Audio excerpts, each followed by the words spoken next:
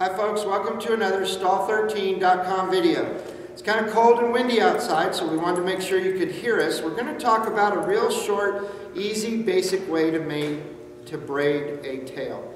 There are a million different braids. There's show braids, French braiding. We're just going to show you something simple that you can do at home to give your horse a nice look. Maybe you have a horse that kicks and you've got to put a red flag in the tail when you go on a trail ride. You can look under safety tips videos if you don't know what I'm referring to.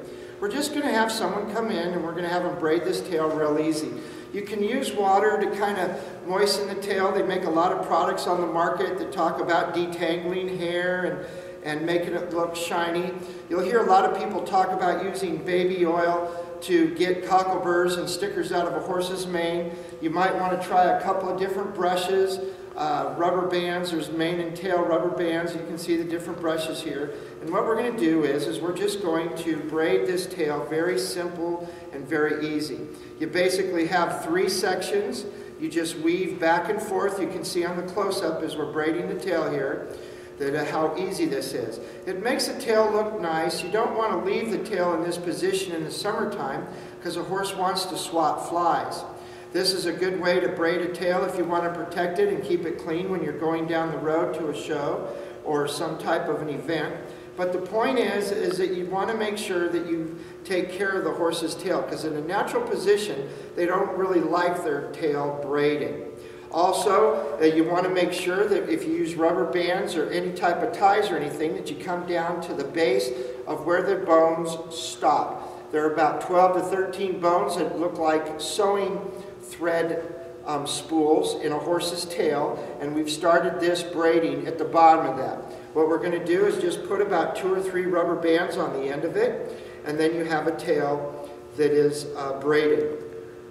What I want to talk about after we get the rubber band on here, and here you can take those, thank you very much. Okay, now that what we have here is we have a tail that's been very simply braided. It looks kind of nice. Is this simple? Yes.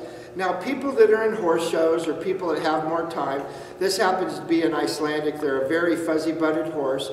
A lot of times what you'll want to do is possibly trim a lot of this off to thin this out to make it easier to braid. If you're French braiding, you're going to start up here with tiny little braids and you're going to tie it in so that the whole tail is braided all the way down. But what we just wanted to show you was something simple. Anybody can do this.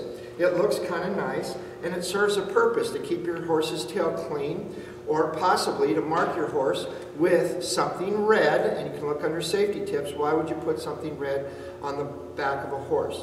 A lot of ways to braid, a million ways out there. There are some little books and pamphlets. We just wanted to give you some do's and don'ts. The other thing is you may want to wash the tail to make sure that it's clean before you do braid it. That makes it easier. Also, when you have split ends, a lot of times you want your tails and your manes to grow, and it's what people don't understand is by trimming off just a fraction of these little split ends will actually make hair grow. There are a lot of people out there that are crazy and they think, no, if you trim a little bit, it's just going to get shorter and shorter. That's not true. And some of the hair care products that work on people work on horses that help their mane and tails look good as well. This has been another Stall13.com video. Take care of yourself and your horses.